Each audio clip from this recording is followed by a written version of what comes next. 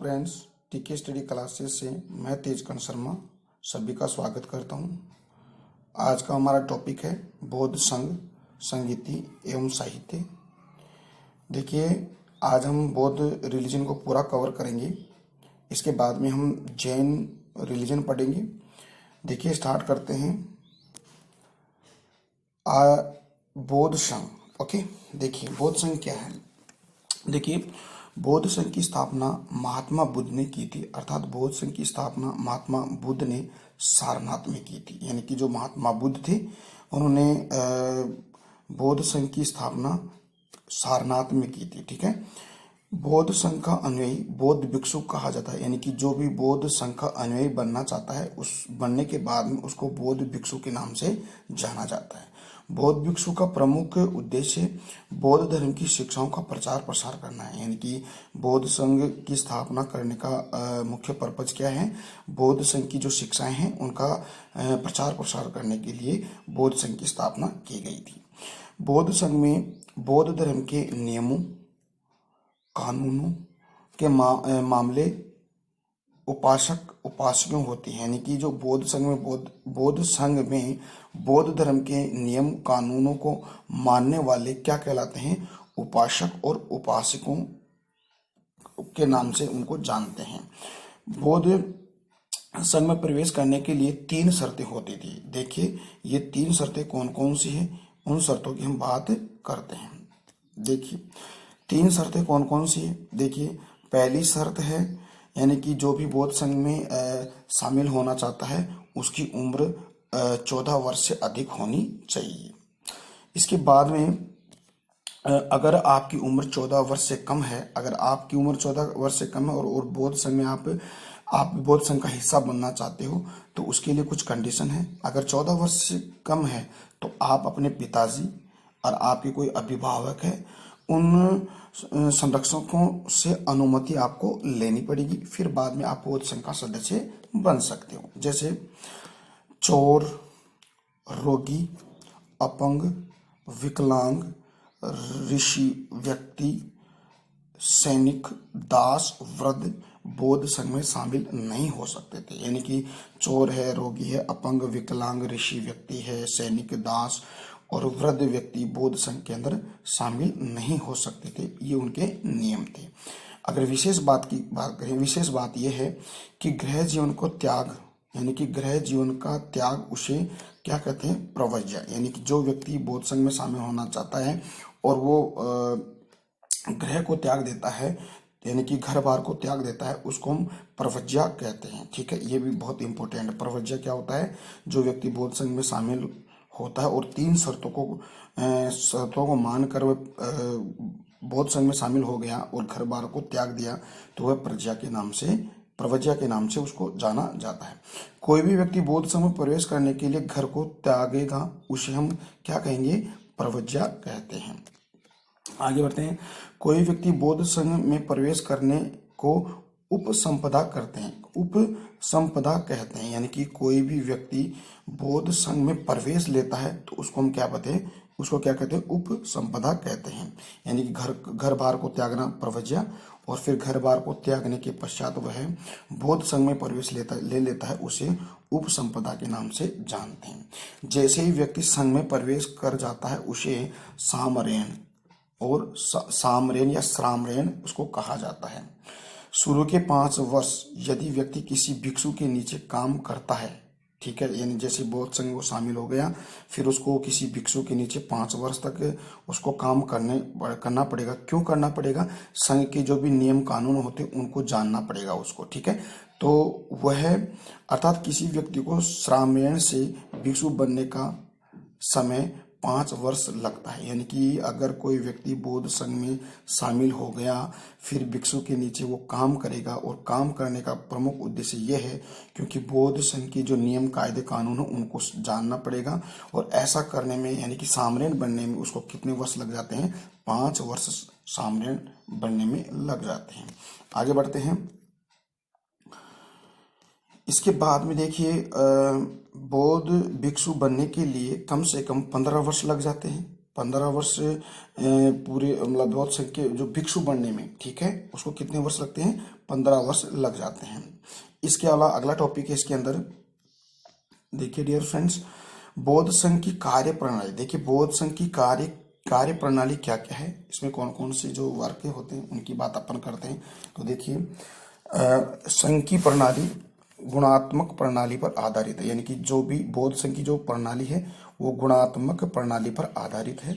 बौद्ध संघ में प्रस्ताव को, यानी कि जब बौद्ध संघ में जो प्रस्ताव आता है उसे नति या व्रति कहा जाता है। जैसे बौद्ध संघ में कोई भी प्रस्ताव आता है उसको नति या संघ कहा जाता है। जब कोई व्यक्ति प्रस्ताव को खड़ा होकर पढ़ता है तो उसको क्या कहा जाता है, उसको देखिए क्या कहा जाता है, अनुसावन कहते हैं। यानी कि जब, पहली बात तो सुनिए ध्यान से, यानी कि बौद्ध संघ में कोई प्रस्ताव आएगा तो उसको नति या व्रति कहते हैं, और जब कोई, जैसे वो प्रस्ताव आ गया और उस प्रस्ताव को जो व्यक्ति खड़ा होकर पढ़ रहा है उसको अनुसावन के नाम से जानते हैं। ठीक है, अगर अनुसावन पर कोई विवाद आ गया तो उसको क्या कहेंगे, अधिकरण कहते हैं। तो ये बहुत इंपॉर्टेंट है, इसको आप जानिए। देखिए संघ में प्रस्ताव आना नति या व्रति, ओके। संघ में प्रस्ताव को पढ़ना अनुसावन, और प्रस्ताव यानी कि संघ में प्रस्ताव पर कोई विवाद आ गया तो उसको किस नाम से जानते हैं, अधिकरण के नाम से जानते हैं। संघ का सबसे बड़ा जो अधिकारी होता है उसको किस नाम से जानते हैं, यानी कि आसन प्रज्ञापक, यानी कि संघ का जो सबसे बड़ा जो अधिकारी होता है उसको आसन प्रज्ञापक के नाम से जानते हैं। और वो बैठक बुलाता है, उसका जो अधिकारी का क्या काम होता है, यानी कि बौद्ध संघ में बैठ के बुलाता है। और संघ में मतदान की व्यवस्था 2 प्रकार की होती है, यानी किसी बात पर मतदान हो तो 2 प्रकार की इसमें मतदान होते हैं। कौन कौन से होते हैं, देखिए एक तो गुप्त मतदान होता है और एक खुला मतदान होता है। ठीक है, गुप्त मतदान को क्या कहते हैं, गुहलक के नाम से जानते हैं। किस नाम से जानते हैं, गुहलक के नाम से जानते हैं। और खुला जो मतदान होता है उसको वियुतक के नाम से उसको जानते हैं। Very very important dear friends, कि गुप्त मतदान को गुहलक और खुला मतदान को वियुतक के नाम से उसको जानते हैं। प्रस्ताव अगर बहुमत से पास हो जाता है तो उसे बहुमिस्कन के नाम से जानते हैं। यानी कि कोई भी प्रस्ताव है अगर उसमें आ गया बौद्ध संघ में तो, और उस पर बहुमत से कोई प्रस्ताव पास हो गया तो उसको बहुमिस्कन के नाम से उसको जानते हैं। संघ की प्रणाली में कोरम, यानी कि उसका जो कोरम है, जो गणपूर्ति है, वो 20 सदस्य होते हैं। यानी कि कम से कम बौद्ध संघ में अगर आप उसकी बैठक बुला रहे हो तो इसमें कम से कम 20 सदस्य होना बहुत जरूरी है।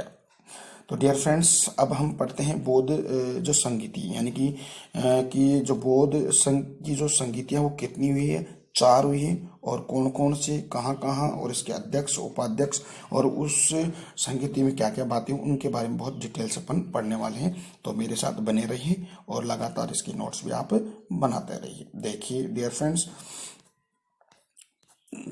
4 बौद्ध संगीति देखिए। अब देखिए एक तरफ तो मैंने स्थान लिखे हैं, एक तरफ उसमें समय और संरक्षक और उसके अध्यक्ष कौन थे। ठीक है, ये बात अपन देखते हैं। यानी कि संरक्षक यानी शासन, यानी किसके शासन काल में ये बौद्ध संगीति बुलाई है।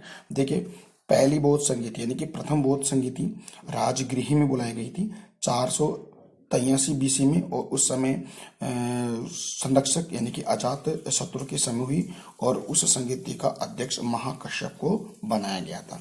दूसरी बौद्ध संगीति बुलाई गई थी वैशाली के अंदर 383 BC में। उस समय कालाशोक क्या था, शासक था, और सर्वकामिर की अध्यक्षता में ये बुलाई गई थी। तो ये भी आपको ध्यान रखना है, यानी कि पहली संगीति अजातशत्रु के शासनकाल में, दूसरी संगीति कालाशोक के शासनकाल में। पहली संगीति की अध्यक्षता किसने की थी, महाकश्यप के द्वारा। दूसरी संगीति का अध्यक्षता किसने की, सर्वकामिर के द्वारा की गई थी। तो ये सन भी आपको ध्यान रखना, 483 BC और 383 BC। स्थान क्यों भी आप देखना है, राजगृह और वैशाली के अंदर। तो डियर फ्रेंड्स देखिए आगे बढ़ते हैं। तीसरी जो बौद्ध संगीति है, तीसरी बौद्ध संगीति पाटलिपुत्र में बुलाई गई थी। तो वो बुलाई गई थी 250 BC, कहीं कहीं आपको 251 BC भी आपको मिलेगा। तो डियर फ्रेंड्स फोकस आपको दोनों पे ही करना है। ठीक है, अगर ऑप्शन में आए तो आपको पहले फोकस करना है, आपको टिक किसको लगाना है, 250 को लगाना है। फिर इसके बाद में आगे देखते हैं किसके शासनकाल में, अशोक के शासनकाल में। और किसकी अध्यक्षता में, मोगलीपुत्र तीस के अध्यक्षता में तृतीय बौद्ध संगीति हुई थी पाटलिपुत्र में 250 या 251 बीसी के अंदर। चौथी बौद्ध संगीति देखिए, चौथी बौद्ध संगीति कश्मीर के कुंडलवन के अंदर हुई थी प्रथम शताब्दी यानी कि 100 ईस्वी के अंदर, ठीक है। और किसके शासनकाल में, कनिष्क, हर्यक वंश के शासक है कनिष्क के शासनकाल में। और वासुमित्र इसका अध्यक्ष था और इसकी उपाध्यक्षता किसने की थी, आश्रय घोष के द्वारा इसकी क्या की थी, उपाध्यक्ष थे। आगे बढ़ते हैं। अब देखिए बौद्ध संगीति जो चार हुई है, इन बौद्ध संगीतियों में क्या क्या निर्णय लिए गए हैं उन निर्णयों की हम बात करते हैं। देखिए डियर फ्रेंड्स क्या क्या बातें हुई है। देखिए पहली बौद्ध संगीति में क्या हुआ कि जो सुत्त पिटक विनय पिटक की रचना की गई थी, प्रथम बौद्ध संगीति, बहुत इंपॉर्टेंट है ये कि प्रथम बौद्ध संगीति उसमें कौन से पिटक यानी कि सुत्त पिटक और विनय पिटक यानी कि तीन पिटक हैं, सुत्त पिटक, विनय पिटक और एक अभिधम पिटक। तो पहली बौद्ध संगीति के अंदर सुत्त पिटक और विनय पिटक की रचना हुई। दूसरी बौद्ध संगीति में महासांगिक सौत्रांतिक यानी कि दोष आया, यानी कि महासांगिक और सौत्रांतिक में क्या आया था, दोष आया था, ठीक है। तृतीय बौद्ध संगीति में अभिधम्ब पिटक की रचना की गई थी। तृतीय जो बौद्ध संगीति हुई थी उसमें अभिधम्ब पिटक की रचना हुई थी। और लास्ट जो चौथी संगीति थी उसमें पता है आपको कि बौद्ध संघ की दो शाखाएं होगी, हीनयान और महायान। वेरी वेरी इंपॉर्टेंट है, हीनयान और महायान किस बौद्ध संगीति में बौद्ध धर्म दो भागों में बट गया था, चतुर्थ बौद्ध संगीति के अंदर दो भागों में बट गया था। एक शाखा थी हीनयान और दूसरी शाखा महायान। फिर भी आगे भी इसके भी विभाजन होंगे, आगे हम देखेंगे। इसके बाद हम देखते हैं बौद्ध साहित्य, ठीक है। देखिए बौद्ध साहित्य कौन कौन है आपको पता है। बौद्ध साहित्य को हम त्रिपिटक के नाम से भी जानते हैं, जैसे सुत्त पिटक, विनय पिटक, अभिधम्ब पिटक, ठीक है। और ये जो त्रिपिटक यानी बौद्ध साहित्य है वो किस भाषा में लिखे गए हैं, वो है आपकी पाली भाषा के अंदर लिखे गए हैं। तो देखिए बौद्ध साहित्य पाली भाषा में और जैन साहित्य किसमें, प्राकृत भाषा में, ठीक है। लेकिन ध्यान देने वाली बात यह है कि जैन साहित्य का प्रारंभ में किस भाषा में लिखा गया था, अर्धमागधी भाषा के अंदर लिखा गया और बाद में किस में लिखा गया, प्राकृत भाषा में। हम आगे आपको पढ़ाएंगे ये चीजें, तो आप यहाँ से ध्यान दीजिएगा। यहाँ पर आपको बौद्ध साहित्य कौन सी भाषा में, पाली भाषा में लिखा गया था। और त्रिपिटक तीन भाग है इसके, सुत्त पिटक, विनय पिटक और अभिधम्म पिटक, ठीक है डियर फ्रेंड्स। आगे बढ़ते हैं, सॉरी, ठीक है। ये लो जी, अब हम बात करेंगे एक एक जो भी पिटक हैं उनके बारे में एक एक डिटेल से अपन अध्ययन करने वाले। तो देखिए डियर फ्रेंड्स, सबसे पहला है सुत्त पिटक। देखिए सुत्त पिटक में क्या क्या बातें हुई है। देखिए आपको बताया था कि सुत्त पिटक की रचना प्रथम बौद्ध संगीति के अंदर हुई थी, ठीक है, ये बात आपको ध्यान रखनी है। और सुत्त पिटक की रचना करने वाले आनंद थे, जो महात्मा बुद्ध के बहुत नजदीकी शिष्य थे, आनंद, ठीक है। ये आनंद के कहने पर तो आपको पता है बौद्ध संघ में महिलाओं को शामिल होने का अधिकार दिया गया था, आनंद के कहने पर ही महात्मा बुद्ध ने, ठीक है। तो पहली जो उसकी जो सदस्यता बनी थी कौन, गौतमी, ठीक है, जिसको इसकी मौसी थी। ओके आगे बढ़ते हैं। तो देखिए सुत्त पिटक की रचना आनंद ने की थी और महात्मा बुद्ध के उपदेश और शिक्षाओं का इसमें वर्णन है। यानी कि सुत्त पिटक में क्या क्या है, जो महात्मा बुद्ध हैं उसके उपदेश और उनकी जो भी शिक्षाएं हैं उन शिक्षाओं का वर्णन किस में है, सुत्त पिटक में है, ठीक है। अब देखिए यहाँ से क्वेश्चन बनता है कि सुत्त पिटक के कौन कौन से निकाय हैं, इसके खंड कौन कौन से। देखिए दीर्घ निकाय, मंजिम निकाय, संयुक्त निकाय, अंगुत्तर निकाय और खुद्दक निकाय। ये खुद्दक निकाय, ठीक है। तो आपको पता है क्वेश्चन एक तो अंगुत्तर निकाय का आता है और एक खुद्दक निकाय का आता है, ठीक है। तो अंगुत्तर निकाय में आपको पता है किसकी जानकारी मिलती है, 16 महाजनपदों की जानकारी हमें अंगुत्तर निकाय से मिलती है, जो जैन धर्म से बौद्ध धर्म से संबंधित है।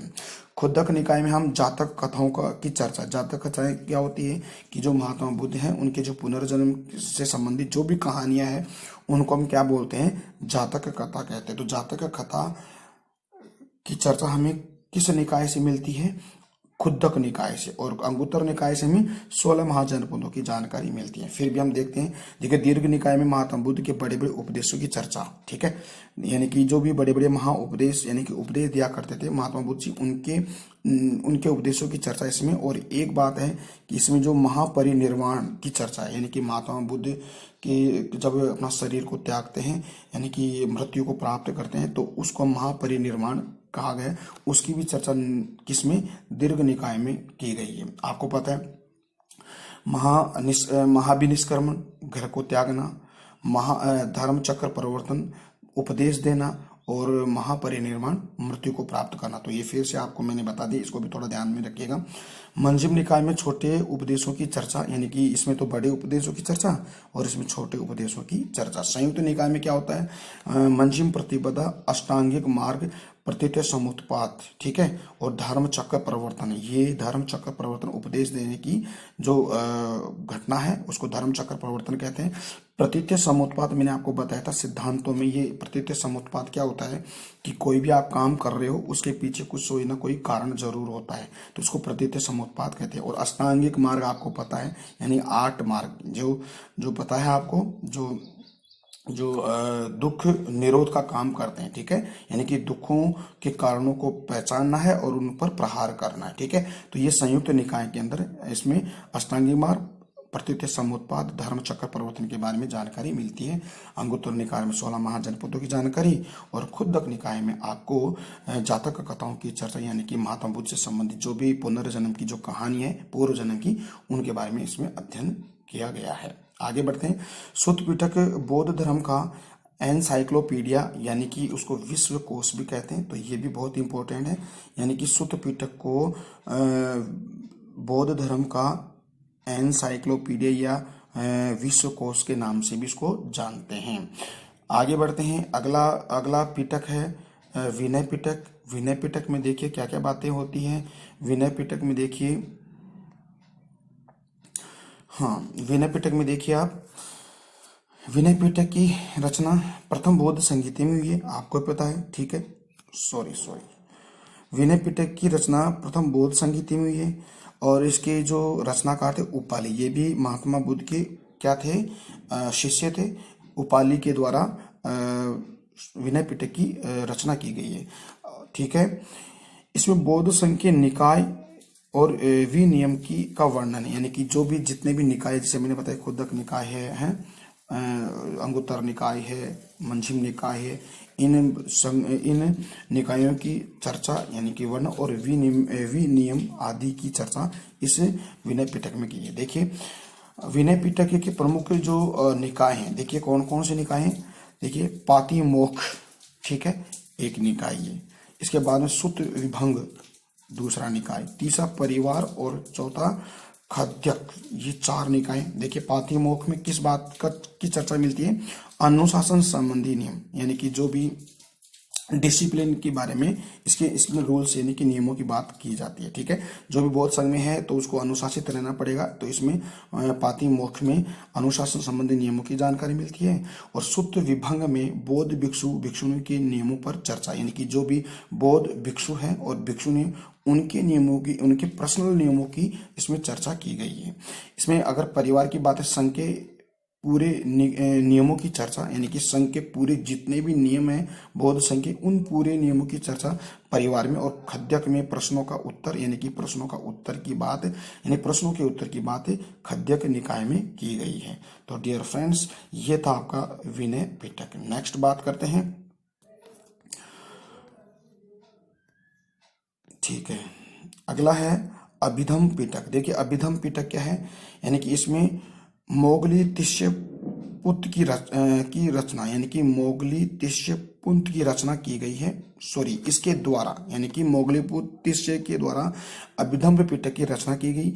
इसमें दार्शनिक पक्ष का वर्णन है, यानी कि जो दर्शन है, दर्शन से संबंधित बातें इसके अंदर की गई है। साथ ही इसमें क्या बातें की गई, यानी कि अभिधम्म पिटक की रचना तृतीय बौद्ध संहिता के अंदर की गई थी। तो ये 3 जो पिटक है, यानी कि जो प्राकृत भाषा में पाली भाषा में लिखे गए हैं, और ये बौद्ध धर्म के क्या है, ग्रंथ हैं, ठीक है। डियर फ्रेंड्स, आगे बढ़ते हैं।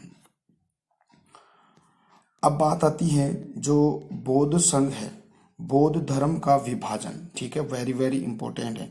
यानी कि बौद्ध धर्म का विभाजन कैसे हुआ है उसकी बात अपन करते हैं। क्या रीजनों से इसकी बौद्ध धर्म का पतन और विभाजन हुआ देखते हैं। सबसे पहले बौद्ध धर्म का विभाजन की बात अगर करें तो देखिए, चतुर्थ बौद्ध धर्म का विभाजन हो गया। आपको पता कि चतुर्थ बौद्ध संगीति हुई थी, ठीक है। उसके अंदर हीनयान और महायान शाखा में दो शाखाओं में यानी दो भागों में क्या बौद्ध धर्म विभाजित हो गया था। देखिए आगे जाकर क्या होता है, हीनयान भी दो भागों में, ठीक है, हीनयान और महायान शाखा में उसका विभाजन हुआ। हीनयान के भी दो भाग होते हैं, एक तो सौत्रांतिक और एक वैभाषिक, वो आगे अपन पढ़ेंगे। यानी कि सौत्रांतिक और वैभाषिक दो भागों में हीनयान की शाखा बढ़ गई, ठीक है। महायान की भी दो आगे जाके दो भागों में बढ़ जाता है। एक तो होता है शून्यवाद और एक होता है विज्ञानवाद, यानी कि उसको योगाचार भी कहते हैं। तो डियर फ्रेंड्स, आगे आप ये ध्यान दीजिए कि हीनयान महायान के भी दो दो भाग होते हैं। एक तो हीनयान के तो होते हैं सौत्रांतिक और वैभाषिक, और महायान के होते हैं एक शून्यवाद और एक योगाचार या विज्ञानवाद, ठीक है। आगे बढ़ते हैं। 6ठी शताब्दी में बौद्ध धर्म में एक नई शाखा का और उत्पत्ति होती है, और वो होती है वज्रयान शाखा की, जिसके प्रतिपाद है असंग, ठीक है। तो 6ठी शताब्दी में एक और नई शाखा आती है वज्रयान शाखा, ठीक है। फिर 9वीं और 10वीं में नई शाखा और आती है इसकी, और वो होते हैं कालचक्रायन शाखा, और इसके जो प्रवर्तक हैं यानी इसके जो भी संस्थापक थे मंजूश्री थे, ठीक है। और 10वीं शताब्दी यानी 10वीं एडी के अंदर, ठीक है, यानी कि 6ठी बीसी और ये 9वीं और 10वीं ईसा पूर्व यानी कि एडी में, सॉरी ईस्वी में, और 10वीं ईस्वी में 10वीं शताब्दी में, ठीक है।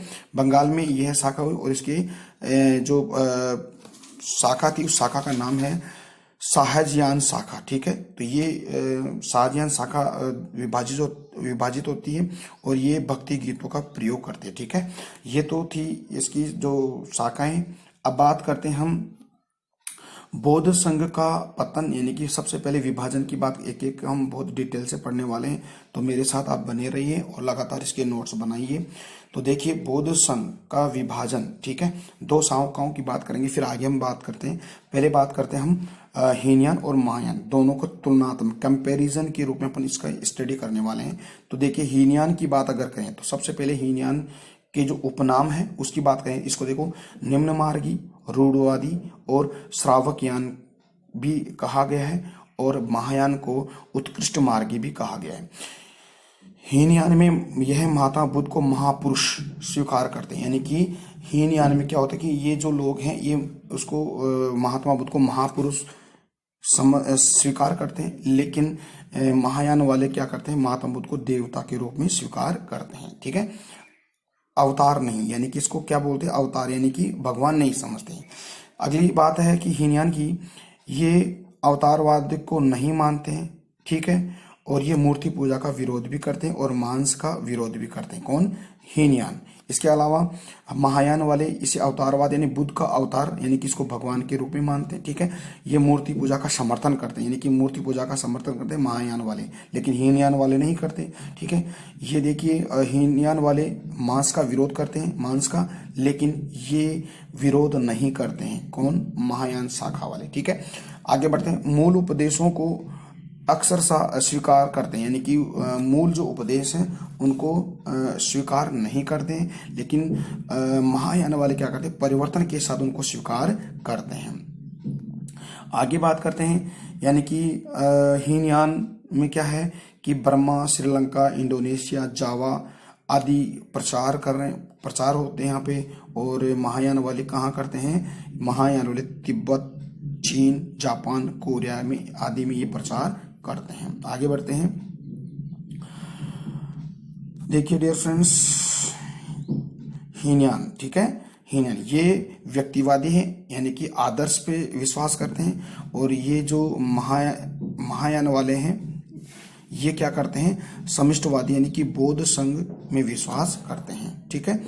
ओके, हीनयान के प्रमुख ग्रंथ कौन कौन से? देखिए अधिकांश ग्रंथ किस भाषा में लिखे गए हैं, पाली भाषा में हीनयान के, लेकिन महायान की आगे बात अपन करेंगे तो पाली भाषा में अधिकांश ग्रंथ लिखे हैं हीनयान वाले।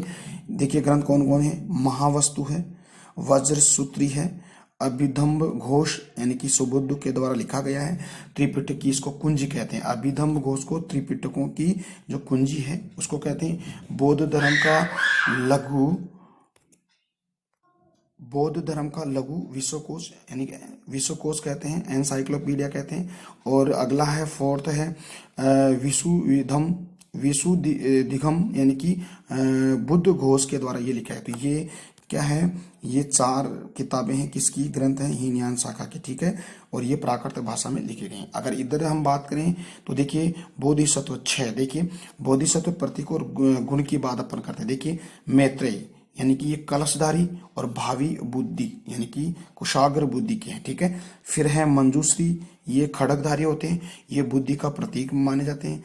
अवलोकिस्वर,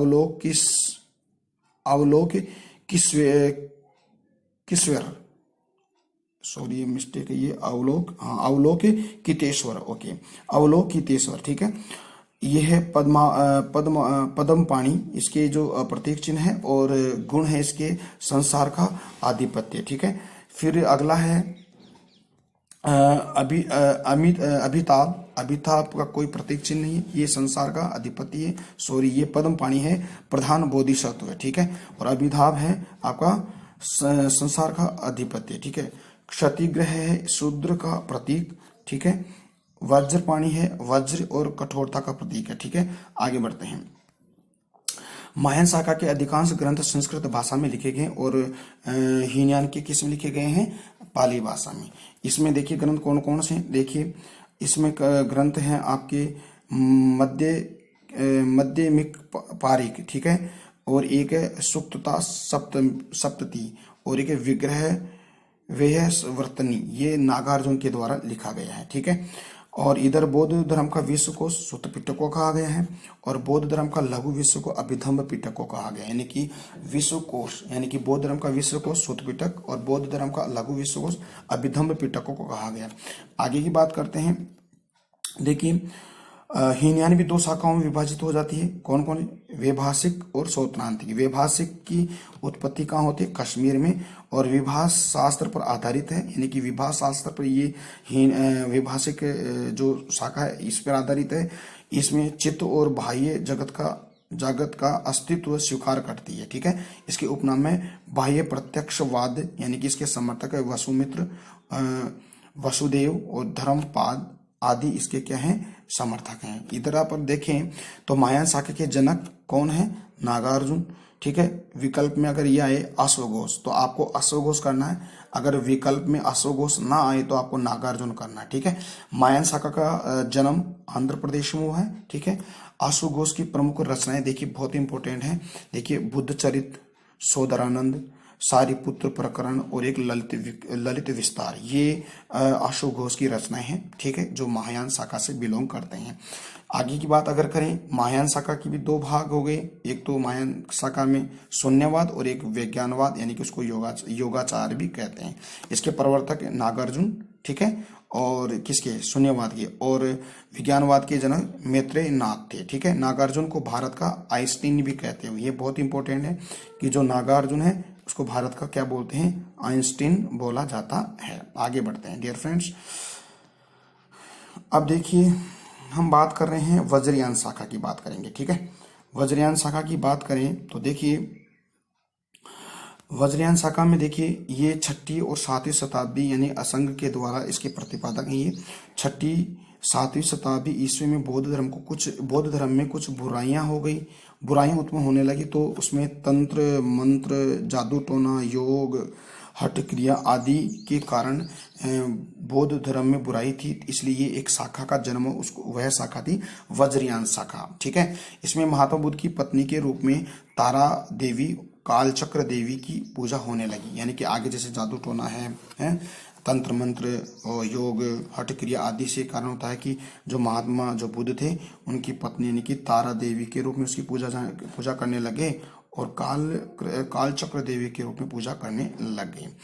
इन शाखाओं में दो मंजूश्री, मूलकल्प और गुहा समाज की चर्चा मिलती है, ठीक है। यानी कि असंग के द्वारा गुहा समाज का प्रतिपादक है। ये गुहा समाज को असंग ने लिखा था, यानी कि ये जो है किसके द्वारा लिखा गया था? असंग के द्वारा लिखा गया।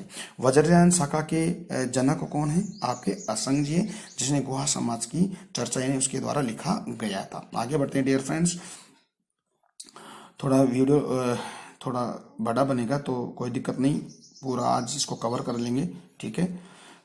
ओके, आगे बढ़ते हैं। देखिए, कालचक्रयान शाखा, इस चक्रयान की शाखा, इस शाखा चक्रयान, कालचक्रयान जो शाखा है ये कब अस्तित्व में आती है? 9वीं और 10वीं शताब्दी में, और इसके जनक कौन है? मंजूश्री हैं, ठीक है। फिर एक शाखा और में शाहजहान शाखा, ये 10वीं शताब्दी में, ये बंगाल में विकसित होती है, और इसमें बौद्ध धर्म में भक्ति गीतों का प्रयोग किया गया, यानी कि भक्ति गीतों का प्रयोग किया है बौद्ध धर्म में, ठीक है। तो ये तो बात थी आपकी जो विभिन्न शाखाएं थी उनके बारे में। अब हम बात करेंगे बौद्ध धर्म के पतन की बात अगर करें तो धीरे धीरे बौद्ध धर्म का पतन क्यों है इसकी बात अपन करते हैं। देखिए, वैदिक धर्म के विरोध में बौद्ध धर्म एक विकल्प के रूप में आया था, यानी कि जो आपको पता है कि वैदिक जो धर्म था, वैदिक जो काल था, उसके विपक्ष में आया था। तो एक तो ये भी था, इसीलिए इसकी क्या हुई? इसका विरोध होने लग गया। बौद्ध धर्म के संघ विलासिता और आडंबर के केंद्र बन गए। धीरे धीरे जो भी बौद्ध धर्म की जो जितने भी संघ थे, संस्थाएं खुली थी, वो विलासिता और आडंबरों से भरपूर हो गई थी, इसीलिए इसका पतन हुआ। इसके बाद में देखिए यहाँ पर पुष्यमित्र शुंग, गौतमीपुत्र शातकर्णी, शशांक और ब्राह्मण धर्म को प्रश्रय देने लगे। यानी कि देखिए, भारत में पुष्यमित्र शुंग है, गौतमीपुत्र शातकर्णी है, शशांक है, जो बंगाल का जो गौड़ीय शासक है शशांक है, ये ब्राह्मण धर्म को ज्यादा वरीयता देने लगे और धीरे धीरे बौद्ध धर्म को कम वरीयता देने, इसीलिए बौद्ध धर्म का पतन होता गया।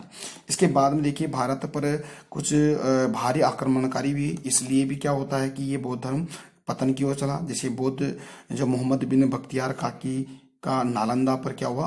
आक्रमण हुआ, और नालंदा विश्वविद्यालय को उसने तोड़फोड़ दिया।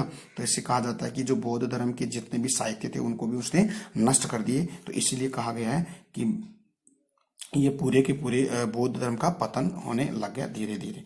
आगे बढ़ते हैं। अगली बात है बौद्ध धर्म का विभाजन। देखिए, धीरे धीरे विभाजन हुआ कई शाखाओं में, हीनयान, महायान, इसके भी दो भाग, फिर आगे भी वज्रयान शाखा हो गई, अनेक शाखा हो गई। तो धीरे धीरे क्या हुआ कि धीरे धीरे बौद्ध धर्म का विभाजन होने लगा। इसमें क्या होता? संस्कृत भाषा का प्रयोग, यानी कि संस्कृत भाषा का प्रयोग, अर्थात पहले बौद्ध धर्म जन प्रिय भाषा पाली भाषा को लेकर आया था। यानी कि कहने का मतलब है कि पहले जो बौद्ध धर्म में पाली भाषा थी जो जनता की प्रिय थी, यानी जन भाषा थी, लेकिन धीरे धीरे यहाँ पर क्या हो गया? संस्कृत भाषा को धीरे धीरे प्रयोग लेने लग गए। तो लोग इससे दूर होने लगे, क्योंकि संस्कृत भाषा बहुत हार्ड होती है समझने में, सीखने में, इसलिए इस धर्म से दूर होने लगे। इसके बाद में क्या होता है? ब्राह्मण धर्म का पुनरुत्थान हो, यानी कि जो ब्राह्मण धर्म है ना, उसका बहुत ज्यादा हमारे भारत में पुनर्स्थापन हो गया, यानी स्थापना होने लग गई, जिस कारण भी बौद्ध धर्म और पीछे पिछड़ गया, ठीक है। इसके अलावा 8वां है मठों में गुप्तचार एवं अनैतिकरण का उत्पन्न हो गया, यानी कि अनैतिकता और गुप्तचार आदि इसमें बढ़ने लगे। इसलिए बौद्ध धर्म बिल्कुल ही मतलब हाशिए पर आ गया, ठीक है डियर फ्रेंड्स। आज हम पूरे जो हमारा जो बौद्ध रिलीजन है, इस बौद्ध रिलीजन को हमने कवर किया है। अब कल जो वीडियो आएगा वो हम वन लाइनर के अकॉर्डिंग इसको पढ़ेंगे, और उसमें से कोई भी ऐसा एग्जाम नहीं जिसमें से क्वेश्चन आपको पुटअप नहीं होगा, बिल्कुल पुटअप होगा। तो मेरे साथ आप बने रहिए, लगातार इसके नोट्स बनाइएगा, और अपना जो टीके स्टडी क्लासेस जो चैनल है उसको अपने जो मित्र हैं, अपने दोस्त हैं, उनको शेयर कीजिए, और उनको लाइक करने के लिए बोलिए, और सब्सक्राइब और बेल आइकन को प्रेस करने के लिए आप लगातार अपने फ्रेंड सर्कल में कहिएगा। तब तक के लिए मैं आपसे इजाजत लेना चाहता हूँ। धन्यवाद। जय हिंद, जय भारत।